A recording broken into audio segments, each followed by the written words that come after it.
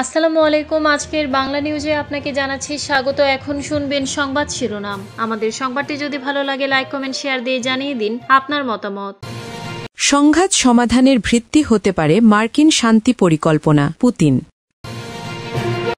গাজায় 7 কিলোমিটার লম্বা টানেলে 80টি কক্ষের সন্ধান। মার্কিন শান্তি পরিকল্পনায় ইউক্রেন স্বাধীনতা অথবা ওয়াশিংটনের সমর্থন হারাতে পারে জেলেনস্কি। সুদানে গণহত্যা, আরএসএফের শীর্ষ নেতার উপর নিষেধাজ্ঞা। ভিয়েতনামে বন্যায় 55 জনের প্রাণহানি। ট্রাম্পকে এখনও ফ্যাসিবাদী মনে করেন, সাংবাদিকের এমন প্রশ্নে কি উত্তর দিলেন জোহরান মামদানি।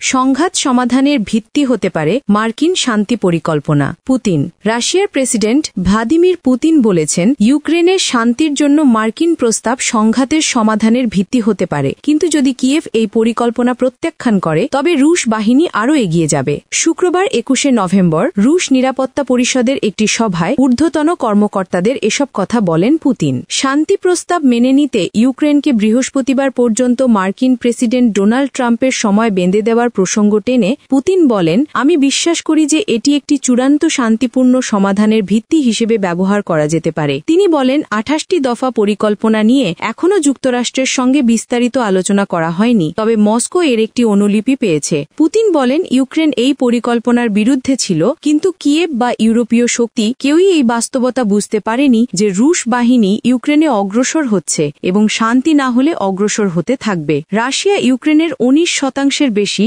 27,50,500 বর্গ কিলোমিটার আয়তন নিয়ন্ত্রণ করে, যা 2 বছর আগের তুলনায় মাত্র 1% বেশি। মস্কো পুরো ডনবাসের নিয়ন্ত্রণ নিতে চায়, যার মধ্যে দনেৎস্ক এবং লুহানস্ক এবং সমগ্র খেরসন এবং জাপোরিজিয়া অন্তর্ভুক্ত। প্রেসিডেন্ট ভলোদিমির জেলেনস্কি শুক্রবার বলেছেন, ইউক্রেন তার স্বাধীনতা এবং স্বাধীনতা হারানোর ঝুঁকির মধ্যে রয়েছে। অপরদিকে পুতিন বলছেন, রাশিয়া আগস্টে তাদের আলাস্কায় শীর্ষ সম্মেলনের আগে ট্রাম্পের শান্তি পরিকল্পনা নিয়ে আলোচনা করেছে এবং ওয়াশিংটনের অনুরোধ অনুসারে মস্কো আপোস করেছে। পুতিন বলেন, মার্কিন প্রশাসন এখনও পর্যন্ত ইউক্রেনীয় পক্ষের সম্মতি নিশ্চিত করতে ব্যর্থ হয়েছে। কিয়েভের অস্বীকৃতি সত্ত্বেও রুশ বাহিনী 4 নভেম্বর উত্তর পূর্ব ইউক্রেনীয় শহর কুপিয়ানস্কের প্রায় সম্পূর্ণ নিয়ন্ত্রণ নিয়েছে এবং ইউক্রেন যদি মার্কিন পরিকল্পনা প্রত্যাখ্যান করে তবে এ ধরনের অগ্রগতি অব্যাহত থাকবে।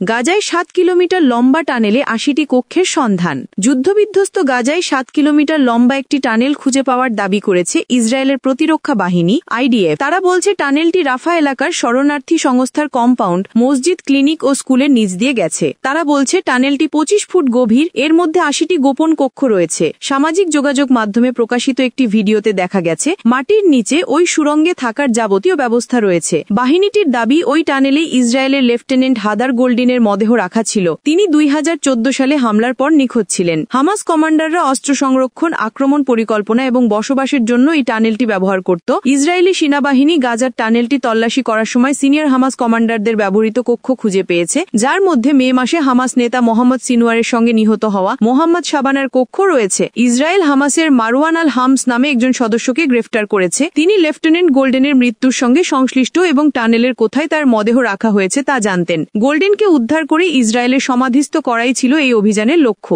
আইডিএফ এর জানিয়েছে, টানেলটি খুঁজে বের করেছে এলিট ইয়াহালম কমব্যাট ইঞ্জিনিয়ারিং ইউনিট এবং দ্য শায়েতেদ 13 নেভাল কমান্ড ইউনিট।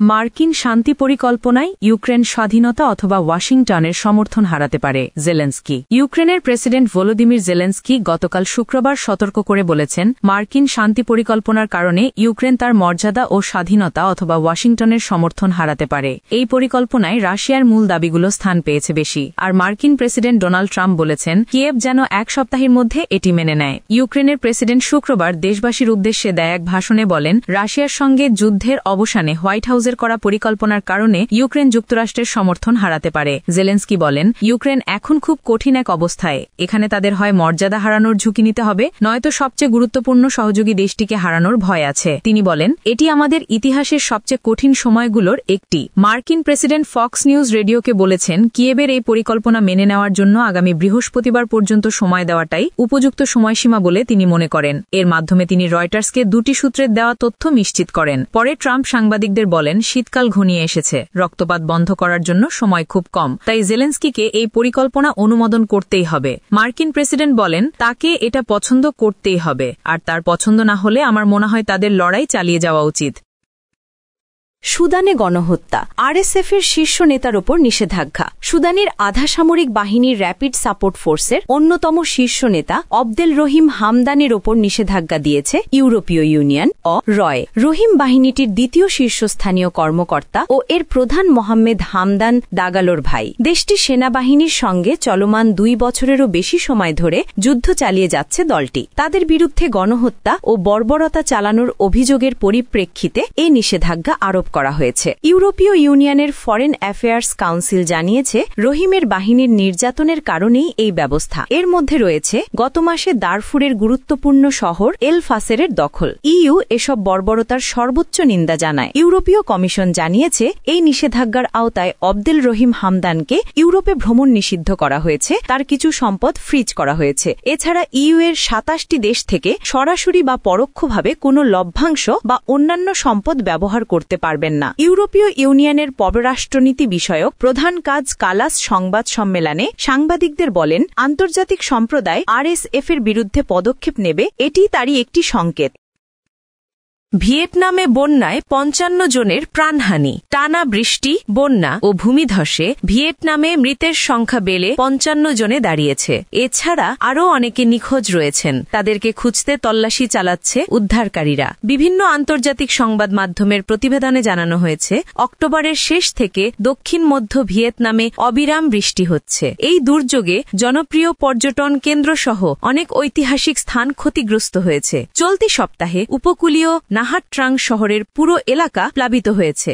দালাট পর্যটন কেন্দ্রের আশেপাশের উচ্চভূমিতে মারাত্মক ভূমিধস হয়েছে। দেশটির পরিবেশ মন্ত্রণালয় শনিবার 22 নভেম্বর একটি বিবৃতিতে জানিয়েছে, রবিবার থেকে 6টি প্রদেশে কমপক্ষে 55 জন নিহত হয়েছে এবং আরও 13 জনের সন্ধান অব্যাহত রয়েছে। পাহাড়ি ডাকলাক প্রদেশ সবচেয়ে বেশি ক্ষতিগ্রস্ত হয়েছে, যেখানে 2 ডজনেরও বেশি লোক মারা গেছে। রাষ্ট্রীয় গণমাধ্যম জানিয়েছে, শুক্রবার বন্যার পানি কমে যাওয়ার পর গাছ ও বাড়ির ছাদ থেকে লোকজনকে উদ্ধার করার কাজ চালিয়ে যাচ্ছেন উদ্ধারকারীরা।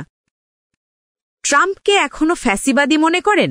সাংবাদিকের এমন প্রশ্নে কি উত্তর দিলেন জোহারান মামদানি? নিউ ইয়র্কের নবনির্বাচিত মেয়র জোহারান মামদানির সঙ্গে গতকাল শুক্রবার হোয়াইট হাউসে বৈঠককালে একটি কথা বলে সবাইকে চমকে দিয়েছেন মার্কিন প্রেসিডেন্ট ডোনাল্ড ট্রাম্প। তিনি বলেছেন, জোহারান তাকে ফ্যাসিবাদী বলতে চাইলে বলতে পারেন, এতে তিনি কিছু মনে করবেন না। CNN এর এক প্রতিবেদনে এই তথ্য উঠে এসেছে। নির্বাচনী প্রচারের সময় জোহারান মামদানিকে বিভিন্ন সময়ে বলতে শোনা গেছে, ডোনাল্ড ট্রাম্প একজন ফ্যাসিবাদী। এর সূত্র ধরেই এক সাংবাদিক তাকে প্রশ্ন করেন, তিনি এখনো ট্রাম্পকে ফ্যাসিবাদী মনে করেন কিনা। প্রশ্নের উত্তরে জোহারান বলতে শুরু করেন, আমি এ বিষয়ে কথা বলেছি। এতটুকু বলতেই ট্রাম্প তাকে থামিয়ে দিয়ে বলেন, ঠিক আছে, আপনি শুধু হ্যাঁ বলেই এই প্রশ্নের উত্তর দিতে পারেন। ব্যাখ্যা দেওয়ার চেয়ে এটিই বেশি সহজ হবে। আমি কিছু মনে করব না। CNN এর দেওয়া তথ্য অনুযায়ী আজ সকালে ট্রাম্প বলেছেন, ওভাল অফিসে জোহারান মামদানির সঙ্গে তার দারুণ এক বৈঠক হয়েছে। বৈঠকটি অত্যন্ত ফলপ্রসূ ছিল।